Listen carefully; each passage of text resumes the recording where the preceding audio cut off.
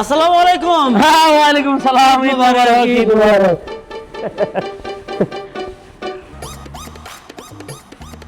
এ কি দশা খান সাহেব আপনার?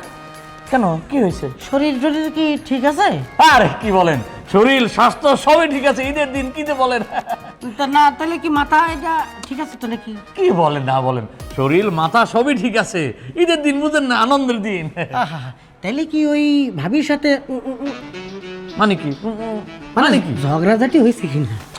আরে না ভাই, কোনো সমস্যা নাই, ভাবিও সবকিছু ঠিক আছে। একবারে সেমাই বানালো, সেমাই খেয়ে তো বেরে ঈদের নামাজে যাচ্ছি। তাহলে আবার ঈদের নামাজে যাচ্ছেন থান কাপড় গায়েতে, এটা কি প্যান্টের পিস, এদিকে আবার শার্টের পিস, ব্যাপার কি আমি বুঝলাম না। হ্যাঁ, বুঝলেন না ভাই, ঈদের আগে মার্কেটে যে পরিমাণ চাপ মানুষের, হ্যাঁ। ঠেলা ঠেলি কইরা কোন রকম মার্কেটে গিয়ে একটা দোকান থেকে একটা শার্টের পিস আর প্যান্টের পিস কিনলাম, বুঝছেন? আলহামদুলিল্লাহ।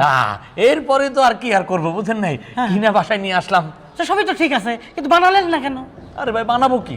এটা নিয়ে যখন দর্জি দোকানে গেলাম, হ্যাঁ। ওখানে যাই দেখি যে এত লম্বা সিরিয়াল, তারা তো ঈদের আগে দিতে পারবেই না, ঈদের পরে যে কবে দিবে তারও ডেট ঠিক মতো বলে না।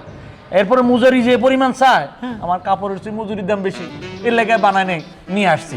এই জন্য আজকেই ওরে বাবারে, তো ঈদের আগে বানান নাই ভালো কথা, আজকে কোনো রকম করে একটা জিনিস দিয়ে চালাই দিতেন, ঈদের পরে আবার বানাই নিতেন। ঈদের পরে বানাইলে তো আর নতুন জামা পাইতাম না, পুরাতন জামা পরে ঈদে যাওয়া লাগতো।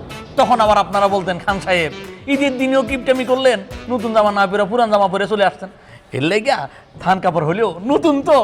না ওই থান কাপড় হলেও নতুন জামা, ঠিক আছে মাবুদ। একসাথেই তো 1 মাস রোজা করলাম, তাই না? হ্যাঁ, তখন তো ভালোই ছিল, একদিনের ব্যবধানে তার মার সব ছিঁড়ে গেল। মাবুদ, তোমার লীলা বোঝা বড় কঠিন। আহারে,